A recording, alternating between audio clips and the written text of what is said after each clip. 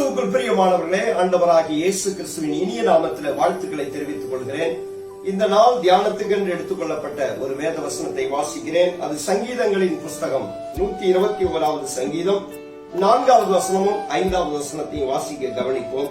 இதோ இஸ்ரவேலை காக்கிறவர் உறங்குவதும் இல்லை, தூங்குவதும் இல்லை. கர்த்தர் உன்னை காக்கிறவர், கர்த்தர் உன் வலது பக்கத்திலே உனக்கு நிழலாயிருக்கிறார். எனக்கு அருமையானவர்களே, இஸ்ரவேலின் தேவனாகிய கர்த்தர் நம்மை காக்கிறவராயிருக்கிறார். நாம் பலவிதமான இக்கட்டான சூழ்நிலையில நாம் கடந்து போகும் பொழுது, சோதனைகள் மத்தியில நாம் கடந்து போகும் பொழுது, தேவன் நம்மை பாதுகாக்கிற தேவனாயிருக்கிறார். பாருங்க, இன்றைக்கு அநேகருடைய பிரச்சனை பயம்.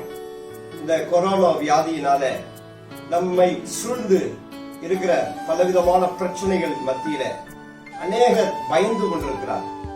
எங்கு உயிர் போய்விடுமோ என்ற பயம், இந்த வியாதி எங்கு வந்து விடுமோ என்ற பயம். இப்படி நம்முடைய பிள்ளைகளுக்கு, நம்முடைய கணவருக்கு, நம்முடைய பெற்றோர்களுக்கு இப்படிப்பட்ட ஆபத்துல நாம் சிக்கிக்கொள்வோமோ என்ற பயம். இப்படி பயத்துல இந்த முழு உலகமும் பிடிக்கப்பட்டிருக்கிறது. எனக்கு அருமையானவர்களே, அது மட்டுமல்ல, சிலர் எதிர்காலத்தை குறித்து பயந்து கொண்டிருக்கிறார். சிலர் தங்களுடைய தேவைகளை குறித்து, தங்களுடைய பிள்ளைகளுடைய எதிர்காலத்தை குறித்து பயந்து கொண்டிருக்கிறார். எனக்கு அருமையானவர்களே, வேதம் சொல்லுகிறது, இஸ்ரவேலை காக்கிறவர் உறங்குவதும் இல்லை, தூங்குவதும் இல்லை. தேவன் நம்மை எப்படி பாதுகாக்கிறார் பாருங்க. ஏசாயா தீர்க்கதரிசன புஸ்தகம் 31வது அதிகாரம் 5வது வசனம் இப்படியாக சொல்லுகிறது, பறந்து காக்கிற பட்சியை போல சேனைகளின் கர்த்தர் எருசலேமில் ஆதரவாயிருப்பார். அவர் அதை காத்து தப்ப பண்ணுவார். அவர் கடந்து வந்து அதை விடுவிப்பார். எனக்கு அருமையானவர்களே, ஒரு பறவை எப்படி தன் குஞ்சுகளை பாதுகாக்கிறதோ அதே போல தேவன் நம்மை பாதுகாக்கிறவராயிருக்கிறார். எனக்கு அருமையானவர்களே, சிறு வயதிலே நான் ஒரு சம்பவத்தை பார்த்தது இன்றைக்கும் எனக்கு ஞாபகத்திலே இருக்கிறது. அதாவது, கோழி தன் குஞ்சுகளோடு அது ஒரு இடத்துல நடந்து போய்கொண்டிருக்கிறது. குஞ்சுகள் எல்லாம் அது கூடவே போய்கொண்டிருந்தது. ஒரு பருந்து அந்த குஞ்சுகளை அது எடுக்க வரும் பொழுது, பறந்து வந்து அதை கொத்த வரும் பொழுது, அந்த கோழி அதோடு போராடி அந்த குஞ்சுகளை பாதுகாத்து. எனக்கு அருமையானவர்களே, இஸ்ரவேலின் தேவன் அப்படிதான் நம்மை பாதுகாக்கிறவராயிருக்கிறார். அவரோடு கூட இருக்கிற நம்மோடு கூட இருக்கிற அவர் நம்மை காக்கிறவராயிருக்கார். அமெரிக்கா தேசத்துல ஒரு ஃபாரஸ்ட் இருந்தது. அந்த ஃபாரஸ்ட்ல காட்டு தீ பற்றி கொண்டதுனால சில நாட்களாக அந்த தீ அந்த காட்டிலே பற்றி எரிந்து கொண்டிருந்தது. சில நாட்கள் கழித்து அந்த தீ அணைந்து விட்டது. அந்த ஃபாரஸ்ட் ஆபீசர்கள் அந்த அணைந்த காட்டுக்குள்ள போய் அங்கு என்ன எப்படி இருக்கிறது என்று பார்க்க போனார்கள்.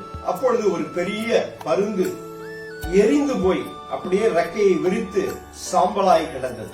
அதை பார்த்தவர்கள் ஒரு குச்சியை எடுத்து அதை தட்டி பார்த்தார்கள். அதுல ஒரு ஆச்சரியம் காத்துக் கொண்டிருந்தது. அந்த பருந்தினுடைய செட்டையின் கீழே அதனுடைய குஞ்சுகள் கீச் கீச் என்ற ஒரு சத்தம் போட்டுக்கொண்டு அவைகள் உயிரோடு இருந்தது. எனக்கு அருமையாகவே, அப்படி அந்த குஞ்சுகளை தன் ஜீவன் போனாலும் பரவாயில்லை என்று சொல்லி அந்த காட்டு தீயிலிருந்து தன் ஜீவனையே கொடுத்து அந்த குஞ்சுகளை அந்த பறவை பாதுகாத்தது.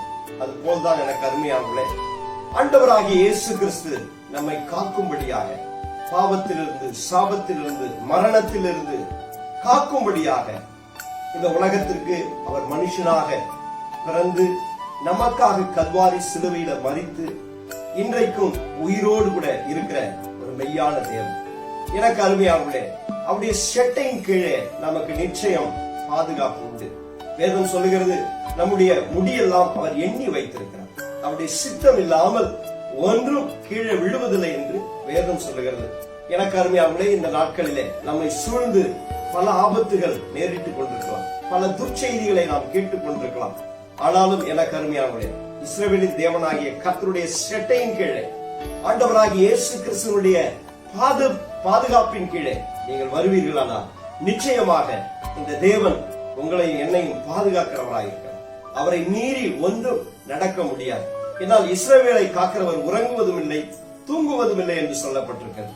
அதாவது, ஏன் இஸ்ரவேலை காக்கிறவர் என்று சொல்லப்பட்டிருக்கிறது என்றால், இஸ்ரவேல் அவருடைய புத்திரன் என்றும் அவருடைய குமாரன் என்றும் அவருடைய சேஷ்ட புத்திரன் என்றும் சொல்லப்பட்டிருக்கிறது. எனக்கு அருமையானவர்களே, இயேசு கிறிஸ்து சிலுவையில மரித்து அவருடைய ரத்தத்தை சிந்தி நம்மை விலைக்கு மீட்டெடுத்திருக்கிறபடினாலே ஒருபோதும் அவர் நம்மை கைவிட மாட்டார்.